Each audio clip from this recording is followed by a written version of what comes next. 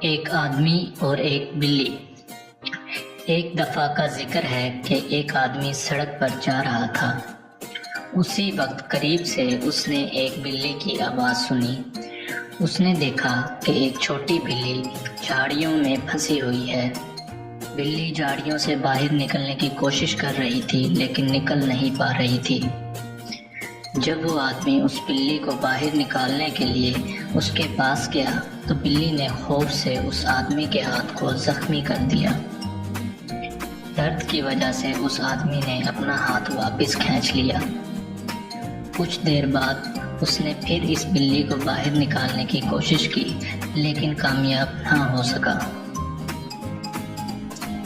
ایک اور آدمی یہ سب کچھ دیکھ رہا تھا اور بولا کہ خدا کے لیے اس بلی کی مدد کرنا بند کرو، وہ خود کو وہاں سے نکال لے گی۔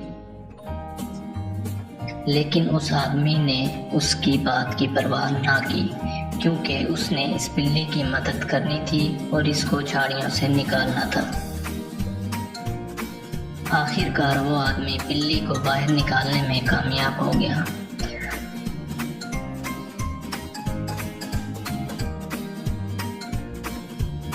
پھر وہ اس آدمی کے پاس گیا اور کہا کہ بلی کی تو عادت ہے کہ وہ اپنے آپ کو بچانے کے لیے وار کرتی ہے اور زخمی کر دیتی ہے، لیکن یہ میرا فرض بنتا ہے کہ میں جانوروں کا خیال رکھوں اور ان سے پیار کروں۔